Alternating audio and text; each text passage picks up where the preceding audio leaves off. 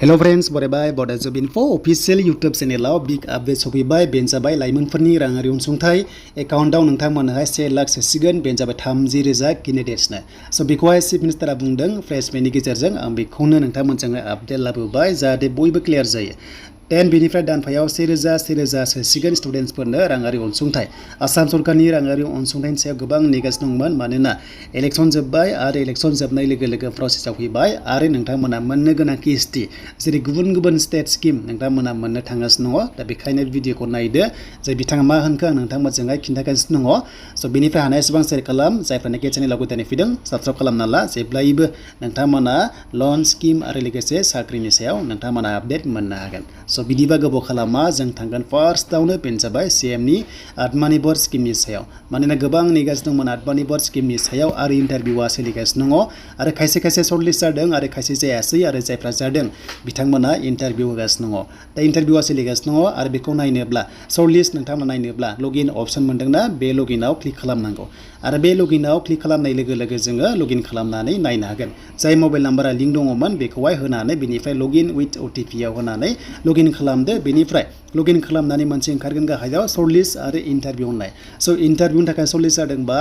बयबो इन्टारभिउ होनो मोनगोन आरो जायाखैबा नोंथांमोना होनो मोननाय नङा आरो जुदि जायाखैबा लासिनो जानो हागौ टेनसन दाला नोंथांमोना स' नोंथांमोना टेनसन दाला बेनिफ्राय मोनसे मोजां आपडेटआ बेनो दिनैहाय प्रेस मिट लादोंमोन चिफ मिनिस्टारा आरो बिथांमोना गोबां स्किमनि सायाव गोबां खोथा होनदों दा बेखौनो नोंथांमोना आपडेटखौ मोननो हासिगोन थ' बेनो जाबाय सिएम आत्मनिर्भर स्किमाव माब्ला रां मोनगोन गोबां नेगासिनो दङ स' बेखौ फोसावबाय 30,000 कैंडिडेट्स एबा 30,000 कैंडिडेट्सनोहाय होग्रोसिगोन फार्स्ट किस्ति हिसाबै 1 लाख आरो बे 1 लाखखौ होसिगोन बेनो जाबाय सेप्तेम्बराव स' सेप्तेम्बराव 1 लाख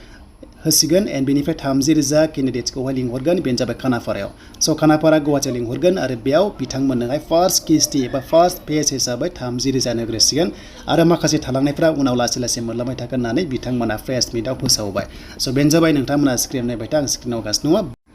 दा बिथां सिएम होननाय भिडिअखौ आं बेयाव प्ले खालामला मानोना कपिराइट फैयो स' बेखायनो नोंथांमोना स्क्रिनशट नायबानो जाबाय एन्ड जुदि बेखौ नायनोबा सिएमनि फेसबुक पेजाव थांनानै लाइभ फैदोंमोन बेखौ नोंथांमोना नायनो हागोन गासिबो डिटेल्सखौ मोनगोन माने बिथाङा 30,000 कैंडिडेट्सखौहाय होग्रोनो नागिरदों फार्स्ट पेज हिसाबै एन्ड बेनिफ्राय लासै लासै होलांबाय थागोन थ' बेनो जाबाय सिएमनि आत्मनिर्भर स्किम जायफ्रा इन्टारभिउ होदोंमोन स' नोंथांमोना सेलेक्ट जादोंबा बेखौ मोननो थांगासिनो दङ देन फैबाय मोनसे गोदान स्किमबाव बेनो जाबाय निजुत मयना यजना होननाय स्किम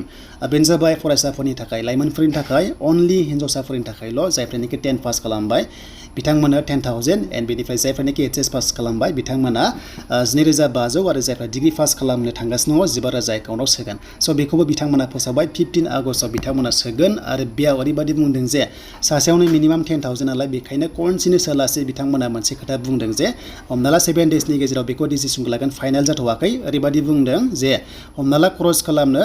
माने कन्टिनिउ 10,000 होआलासे माने ओरैबायदि होगोन 1,000 एकाउन्टआव सोगोन बायदिखौ बिथांमोना बुंदों नाथाय फिक्स जाथ'वाखै नाथाय कन्टिनिउ 10,000 सोगोन नामा 10,000 सोयोबा बिथांमोना कन्टिनिउ खरसा खालामजानो गिदों बेखायनो 1,000खौहाय सोगोन बायदि कन्डिसनाव दङ आरो बिनि सायाव डिटेल्सआ फैबावोबा नोंथांमोनजों शेयार खालामगोन दा जायखिजाया आसामनि स्किमा प्रसेसआव सोलिफिनबाय जेरैहाय नोंथांमोननि अरुण'दय एबा नोंथांमोननि माखासे किस्ति एबा फिल्म किसानफ्रा सेन्ट्रेलनि जाहैबाय देन बेनिफ्राय 30,000 कैंडिडेट्सआ मोनग्रोसिगोन फार्स्ट पेजआव जायनाखि लिस्ट गोलैदों थ' बिथांमोना 1 लाख रांखौहाय माने मोननो थांगासिनो दङ स' बेनिफ्राय बेनोमोन एन्ड नेक्स्टआव गोदान भिडिअ मोनगोन आरो लोगोसे मोनसे मोजां बाथ्रा बाव 15 लाख रेशन कार्ड एप्लाइ खालामनो हासिगोन दा बावैनो स' बिथांमोना बुंदों 15 लाख रेशन कार्ड गोदान एप्लाइ खालामसिगोन आरो बेखौ खालामनोबा नोंथांनि डकुमेन्टसा इम्पर्टेन्टआ जाबाय आधार कार्ड बेनिफ्राय पेन कार्ड बेनिफ्राय भटार कार्डआ थाथारनांगोन दा बेनोमोन नोंथांमोननि थाखाय लेटेस्ट आपडेट